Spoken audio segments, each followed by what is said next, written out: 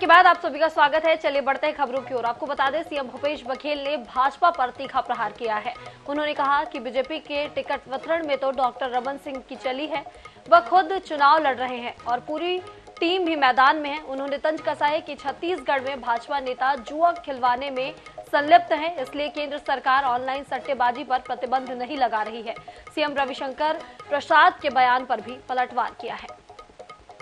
प्रसाद वकील हैं और वकील तर्क वितर्क करते रहते हैं, लेकिन जिस जोगी के भरोसे भारतीय जनता पार्टी 3 बार सत्ता में आई, उसकी तुलना हमारी नहीं हो सकती। हम लोग जोगी के जब बाहर किए तब तो हम लोग तो बम्पर मेजॉरिटी से कांग्रेस की सरकार वापस कर दी।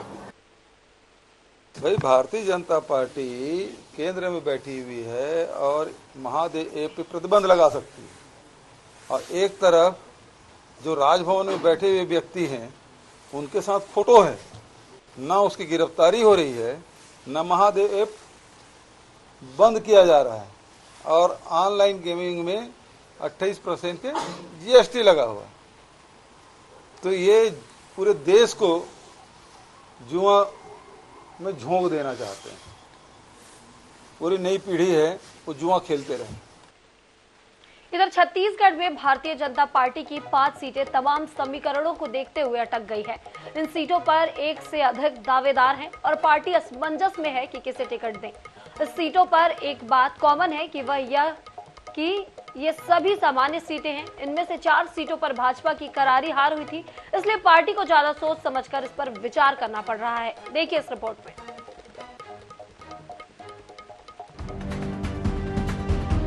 अंबिकापुर विधानसभा क्षेत्र, ये डिप्टी सीएम टीएस सिंहदेव की सीट। पिछला चुनाव जीतकर टीएस ने बनाई थी हैट्रिक, तीनों बार अनुराग सिंहदेव को हराया। पिछला चुनाव 40,000 से ज्यादा वोटों से हारे, इसलिए पार्टी बदलना चाहती है प्रत्याशी। टीएस से मुकाबले लायक मजबूत प्रत्याशी की है तलाश। कमल भान सिंह और आलोक दुबे का नाम चर्चा में। कमल भान सिंह 2003 में जीते थे चुनाव, कसडोल विधानसभा क्षेत्र। 2018 में भाजपा बड़े अंतर से हारी थी।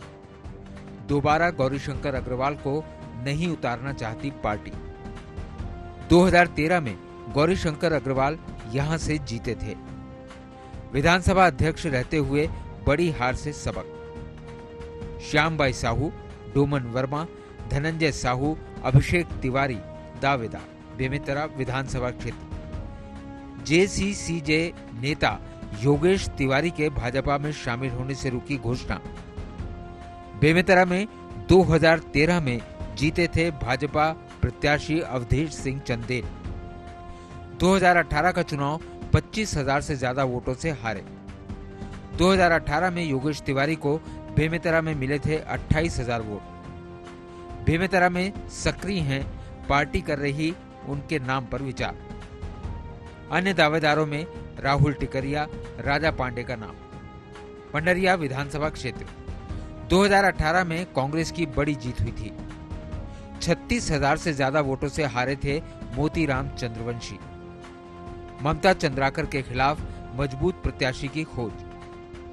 भावना बोधा, विश्वेश्वर पटेल, गोपाल साहू के नाम पर विचार।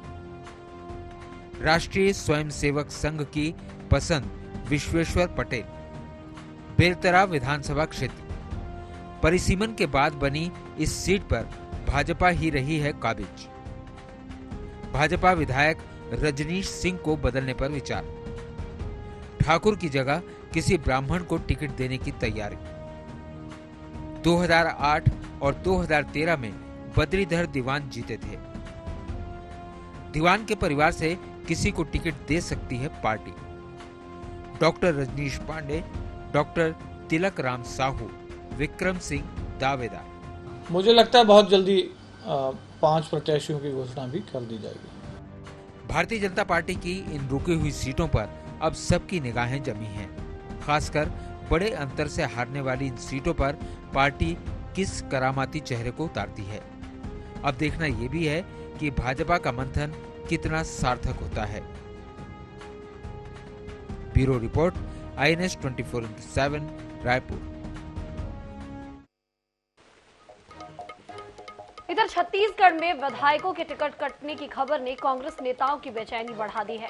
मनेंद्रगढ़ विधायक विनय जायसवाल के समर्थक राजीव भवन पहुंचे। उन्होंने विनय जायसवाल को एक बार फिर टिकट देने की मांग की है। राजीव भवन में वरिष्ठ नेताओं से मुलाकात कर कार्यकर्ताओं ने अपना पक्ष रखा है।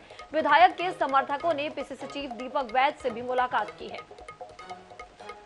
छत्तीसगढ़ में कई विधायकों की टिकट खतरे में होने की जानकारी सामने आई थी। इसमें एक विधायक मनेंद्रगढ़ से विनय जायसवाल भी थे, तो उनके समर्थन में देखा जा सकता है बड़ी संख्या में मनेंद्रगढ़ विधानसभा क्षेत्र से जो पदाधिकारी हैं कांग्रेस के वो भी पहुंचे हैं। साथ ही साथ नगर निगम के एमआईसी सदस्य और परिषद के अन्य पार्षद जो हैं वो भी पहुंचे हैं। इनसे ही जानने की कोशिश करते हैं कि किस वजह से टिकट खतरे में है और क्यों यहाँ पर उनके समर्थन में जो पदाधिकारी हैं वो पहुंचे हुए। एमआईसी सदस्य हमारे साथ, उनसे जानते हैं क्यों ऐसा लगता है कि टिकट खतरे में और क्या आप लोग मांग कर रहे हैं। देखिए, हम लोग को तो आश्वासन पूरा मिला हुआ है कि टिकट मिलेगी, लेकिन कुछ मीडिया चैनलों के माध्यम से जानकारी मिली थी कि हो सकता है कि उनकी टिकट किसी और को मिल जाए। लेकिन हमारा ये कहना है कि जब मनेंद्रगढ़ विधानसभा में 15 साल संघर्ष के बाद सरकार आई है, विधायक बना है और डॉक्टर विनय जायसवाल जी ने विपक्ष में रहते हुए भी संघर्ष किया और आज उनके नेतृत्व में नगर निगम भी हमने जीता, वो खुद विधायक बने, नगर पंचायत भी जीता, तो आज उनके जैसा अच्छा नेता जिसने संपूर्ण विकास, पूरे क्षेत्र का विकास किया, जिला बनाया, मेडिकल कॉलेज, स्कूल,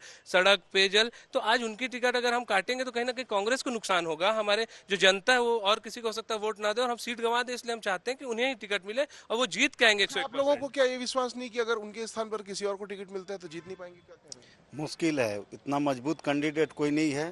दावेदार तो बहुत सारे हैं, लेकिन विनय भैया जो संघर्ष किए हैं उनके बराबर शायद नहीं है। अच्छा, आप लोग किसी और को टिकट मिलेगा तो कांग्रेस के पक्ष में काम करेंगे या क्या रणनीति होगी? हम लोग तो कांग्रेसी हैं और टिकट किसी को मिलेगा हम लोग काम करेंगे, लेकिन क्षेत्र में जो डॉक्टर विनय जायसवाल जी, इसके पूर्व में नगर पंचायत का अध्यक्ष रहा, इस बार दोबारा बना हूँ मैं। 40 साल में ऐसा विधायक, इतना ऊर्जावान इंसान मैंने नहीं देखा। एक छोटे से हम शहर में रहते हैं नगर पंचायत में। और कोई भरोसा मिला है? आज आप लोगों ने वरिष्ठ नेताओं से मुलाकात की, कोई भरोसा मिला है? नहीं, हमको तो विश्वास है अपने बड़े नेताओं पर कि डॉक्टर विनय जायसवाल जी को ही, जीतने वाले कैंडिडेट को ही टिकट कांग्रेस पार्टी देगी। तो कहीं ना कहीं विनय जायसवाल को जीतने वाला कैंडिडेट बता रहे हैं और ये कहना है कि उन्हें ही टिकट दिया जाना चाहिए ताकि सीट जो है वो एक बार फिर से कांग्रेस जीत सके। कैमरामैन अरुण कुमार साहू के साथ गौरव शर्मा, INS24/7, रायपुर। इधर बात करें जशपुर की, तो जशपुर विधानसभा से भाजपा ने राय मुनि भगत को उम्मीदवार घोषित कर दिया है। अब गणेश राम भगत के पक्ष में आदिवासी समाज के लोग प्रदेश भाजपा कार्यालय पहुंच गए हैं। उन्होंने प्रत्याशी बदलने की मांग को लेकर प्रदेश कार्यालय के सामने धरना दे दिया। आदिवासी समाज के लोग खाने पीने का सामान और बर्तन लेकर पहुंचे हैं। वह नगाड़ा बजाकर गणेश राम भगत को टिकट देने की मांग कर रहे हैं।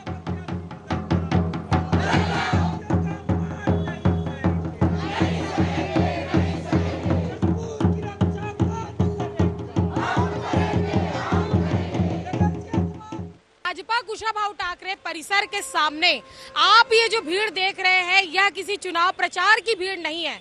यह प्रत्याशी बदलने को लेकर जो जशपुर जिले के लोग पहुंचे हुए हैं, ये उसकी भीड़ है। हम अभी कुशाभाऊ ठाकरे परिसर के बाहर मौजूद हैं और जशपुर जिले से यहाँ सैकड़ों की तादाद में जो लोग आए हैं, वह यहाँ पर प्रचार के लिए नहीं आया है प्रत्याशी की, बल्कि इनकी मांग है कि यहाँ पर प्रत्याशी को बदला जाए और गणेश राम भगत को यहाँ से टिकट दिया जाए। लगातार भारतीय जनता पार्टी की सूची जारी होने के बाद कुछ लोगों में, भारतीय जनता पार्टी के कार्यकर्ताओं में एक और नाराजगी देखने को मिल रही है। उसके साथ ही अब जो गांव के लोग हैं और जो विधानसभा क्षेत्र के लोग हैं, वह अभी इसे लेकर मैदान में उतर गए हैं और बीजेपी ऑफिस के सामने धरने पर बैठ गए हैं। जिस तरीके से आप देख पा रहे हैं कि बर्तन लिए, चूल्हा लिए और साथ ही साथ पूरा राशन लेके ढोल नगाड़े के साथ जशपुर वासी यहाँ पर बैठे हैं। और है हाल की प्रत्याशी जो उतारे जाते हैं वह विधानसभा क्षेत्रों की सीमांकन के हिसाब से वहां पे जो सर्वे रिपोर्ट के अनुसार उतारे जाते हैं, लेकिन लगता है कि भारतीय जनता पार्टी का सर्वे कुछ खास काम नहीं कर पाया है और जहां से वो प्रत्याशी उतारे हैं, स्थानीय लोगों में ही वहां पे नाराजगी देखने को मिल रही है कि वहां पे उतारे गए जो प्रत्याशी है उसे बदला जाए और गणेश राम भगत को वहां से टिकट दिया जाए। भारतीय जनता पार्टी के सूची जारी होने के बाद कार्यकर्ताओं के साथ साथ अब सामान्य लोगों में भी इसका जो आक्रोश है वह देखा जा रहा है और प्रत्याशी बदलने की मांग को लेकर आज कुशाभाऊ ठाकरे परिसर के सामने यह स्थिति बनी हुई है। कैमरामैन अविनाश चौबे के साथ मोनिका दुबे, INS24/7, रायपुर।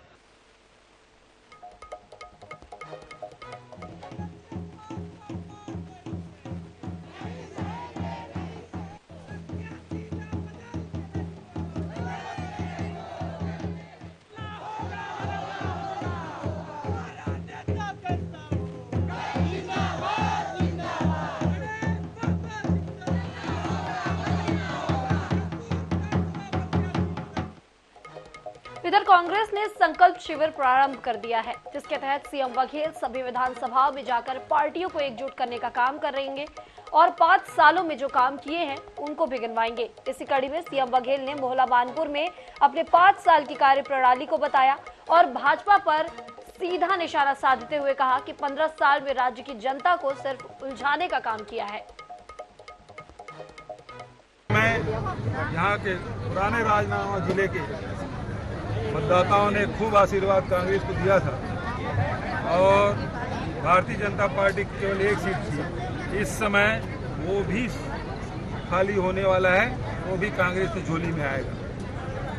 तो ये राजनांदगांव पुराना जिला जिसमें मोहला मानपुर, खैरागढ़, राजनांदगांव है, इसमें संपूर्ण कांग्रेस का कब्जा होगा।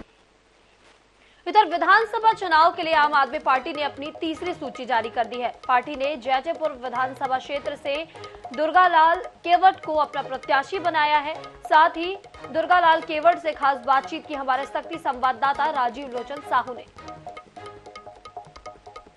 आम आदमी पार्टी ने छत्तीसगढ़ में तीसरी सूची जारी की है, जिसमें जैजैपुर विधानसभा से दुर्गालाल केवट जी को प्रत्याशी बनाया है। सीधे तौर पर हम दुर्गालाल केवट जी से बात करेंगे कि किस प्रकार से उनको चुनाव को लेकर रणनीति रहेगी। आप बताएंगे, पार्टी ने आपको प्रत्याशी बनाया है, किस प्रकार से आप देखेंगे जैजैपुर विधानसभा को लेकर? क्या है कि हमारे अरविंद केजरीवाल का साफ सुथरा काम है। दिल्ली सरकार में आप जाकर देखो, स्कूल, शिक्षा, सड़क, तमाम जनता जनार्दन का जो सेवक रहता है उस काम को कर रहा है, वहाँ भी खुश है। इसी तरह छत्तीसगढ़ में आम आदमी की सरकार बने, इसीलिए मुझे प्रत्याशी बनाया गया और एक अच्छा ईमानदार के कार्यकर्ता के रूप में मुझे आम आदमी पार्टी ने टिकट दिया है। अब बिल्कुल मैं इस जैजैपुर विधानसभा से हम विजय हासिल करेंगे। हमारे संगठन बहुत मजबूत है और साफ सफाई के कार्यकर्ता है। आप किन बातों को लेकर जनता के बीच जाएंगे? हमारे अरविंद केजरीवाल के आदेश अनुसार, उनकी छवि के अनुसार, पार्टी की छवि के अनुसार हम यहाँ छत्तीसगढ़ में अगर हमारा सरकार बनता है तो हम 10 लाख नौकरी देने के वादा किए हैं, गारंटी है। और बेरोजगारों को 3000 देने की गारंटी है। तमाम 300 यूनिट को 24 घंटे के लिए बिजली मुफ्त है और सभी विभागों को कच्चे कर्मचारी पक्के करेंगे सबको। और अनेक प्रकार का शिक्षा हो या क्या कहते तीर्थ यात्रा, बुजुर्ग लोगों को फ्री योजना हो, चाहे स्वास्थ्य तक हो, गांव-गांव में हम अपने गारंटी के हिसाब से हमारे पार्टी के अनुसार मेडिकल खुल जाएगा, उसमें दवा फ्री रहेगा। ये थे हमारे साथ दुर्गालाल केवट जी। इनका साफ तौर पर कहना है शिक्षा, स्वास्थ्य और विकास के मुद्दों को लेकर ये जनता के बीच जाएंगी। राजीव लोचन साहू, INS 24/7 शक्ति।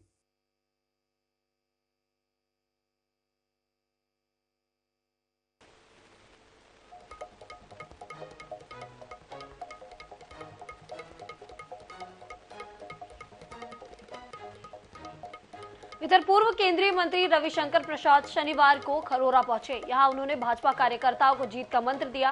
साथ ही मोदी सरकार के कार्य योजनाओं को गिनाते हुए कांग्रेस सरकार पर जमकर निशाना साधा। वहीं मंत्री के जाते ही भाजपा के कार्यकर्ताओं के बीच धरसीवा प्रत्याशी को लेकर विवाद की स्थिति भी बन गई। कार्यकर्ताओं में यहां पर झूमा झटकी भी हुई।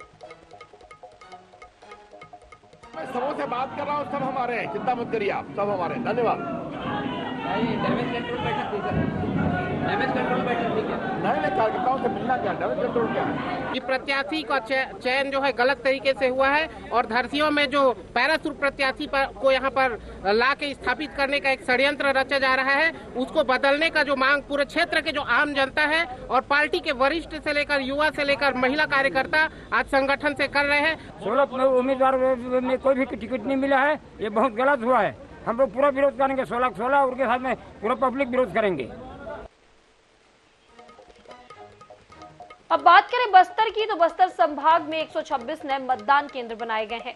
इसमें जगदलपुर विधानसभा का चांदा मेटा मतदान केंद्र बेहद खास है। दरअसल इस घोर नक्सल प्रभावित इलाके में कभी नक्सली अपना साम्राज्य चलाते थे, लेकिन इलाके में पारामिलिट्री कैंप की स्थापना के बाद उनकी पकड़ कमजोर हो गई है।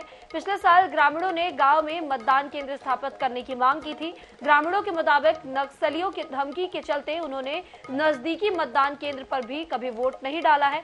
ऐसे में इस मतदान केंद्र में 70 परिवार के 337 वोटर्स पहली बार वोट डालेंगे।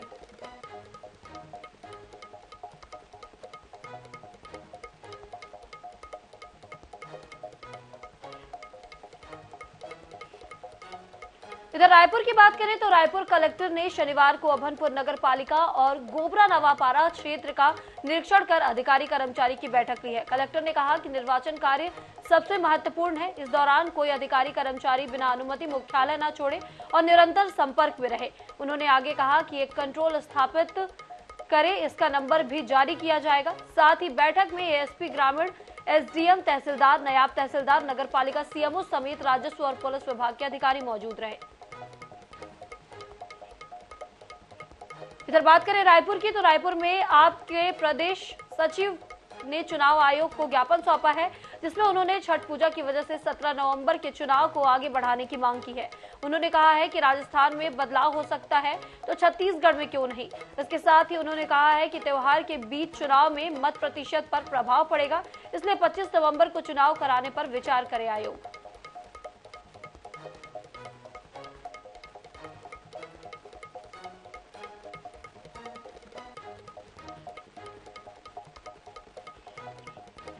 अब बात करें दुर्ग की तो दुर्ग जिले में विधानसभा चुनाव से पहले पुलिस ने अवैध शराब के खिलाफ एक बड़ी कार्रवाई की है। दरअसल पुलिस ने 200 पेटी अवैध शराब से भरी एक ट्रक के साथ 2 आरोपियों को गिरफ्तार किया है। वहीं 200 पेटी अवैध शराब की कीमत लगभग 12 लाख रुपए आंकी जा रही है।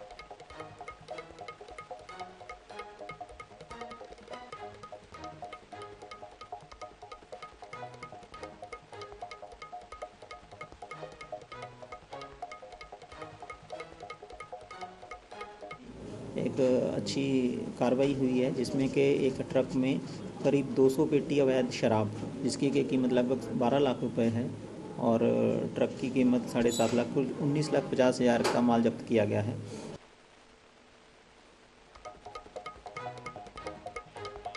अब बात करें मध्य प्रदेश की तो मध्य प्रदेश में विधानसभा चुनाव को लेकर सरगर्मी तेज हो गई है। भाजपा और कांग्रेस दोनों प्रमुख पार्टी विधानसभा चुनाव की तैयारियों में जुटी हुई है। रायसेन जिले के चारों विधानसभा सीट को लेकर भाजपा ने उत्तर प्रदेश सरकार के स्वतंत्र प्रभार राज्य मंत्री दिनेश प्रताप सिंह को महत्वपूर्ण जिम्मेदारी दी है। अन्य 24/7 से खास बातचीत में यूपी सरकार के मंत्री दिनेश प्रताप सिंह ने मध्य प्रदेश में भाजपा की प्रचंड जीत का दावा किया है। यूपी सरकार के मंत्री दिनेश प्रताप सिंह से खास बातचीत की हमारे सहयोगी दिनेश यादव ने। लोकसभा चुनाव को लेकर सरगर्मी तेज है और कहीं न कहीं भारतीय जनता पार्टी भी इस चुनाव को बड़ी जो है खास तरीके से यहाँ पर ले रही है। इसी को लेकर हम बातचीत करते हैं। हमारे साथ मौजूद हैं उत्तर प्रदेश के कहीं न कहीं दिनेश प्रताप सिंह जी, राज्य मंत्री स्वतंत्र प्रभार, जो 2019 के लोकसभा चुनाव में सोनिया गांधी जी के सामने रायबरेली चुनाव लड़े थे। आप मध्य प्रदेश के, आप रायसेन जिले में पहुंचे हैं, क्या भूमिका आपको दी गई, किस प्रकार की तैयारी है? मुझे गर्व है कि मैं भारतीय जनता पार्टी का सदस्य हूं और उस भारतीय जनता पार्टी का सदस्य हूं जो दुनिया की सबसे बड़ी पार्टी के रूप में आज की तारीख में स्थापित है। और भारतीय जनता पार्टी में रायसेन के कार्यकर्ताओं के साथ हाथ बटाने की जिम्मेदारी मुझे दी गई है। मैं उनके सहयोग करने के लिए रायसेन आया हूं। मैं उम्मीद करता हूं मोदी जी के सबका साथ सबका विकास के नारे की भयंकर जीत यहां होने जा रही है। हमारे रायसेन के चारों विधायक बन करके फिर से मध्य प्रदेश में भारतीय जनता पार्टी की सरकार बनाने जा रहे हैं। 2018 के विधानसभा चुनाव में कहीं न कहीं भारतीय जनता पार्टी मध्य प्रदेश में फिर भाजपा फिर से राज को लेकर चुनाव लड़ा, लेकिन 2023 के विधानसभा चुनाव की बात करें, कहीं न कहीं केंद्रीय नेतृत्व ने इस पूरे चुनाव की कमान संभाल की है। आप जैसे बड़े नेताओं को उत्तर प्रदेश से यहाँ पर मध्य प्रदेश के रायसेन जिले में भेजा गया है, क्या संदेश है, किस तरह की तैयारी यहाँ पर की जा रही है? देखिए, भारतीय जनता पार्टी एक पार्टी है। यहाँ केंद्रीय नेतृत्व, स्थानीय नेतृत्व, बूथ का नेतृत्व नहीं है। सब भारतीय जनता पार्टी है और सब एकजुट होकर के नख से सिख तक सभी भारतीय जनता पार्टी का कमल खिलाने की जिम्मेदारी सबके पास है और सब अपने अपने दायित्वों का निर्वहन कर रहे हैं। जो आपने 2018 के चुनाव की बात कही है, शायद कार्यकर्ताओं के मन में वह 15 महीने भली भांति मध्य प्रदेश के लोगों के मन में भी है और रायसेन में लोगों में है कि अगर हम लोगों ने कहीं चूक की तो वो 15 महीने का दर्द लंबे अरसे तक का दर्द बन जाएगा।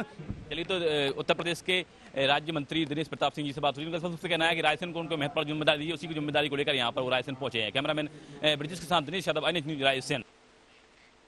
तो इस वक्त खबरों में इतना ही। आगे ज्यादा अपडेट्स के लिए देखते रहे NH 24/7। तब तक के लिए हमें दीजिए इजाजत। नमस्कार।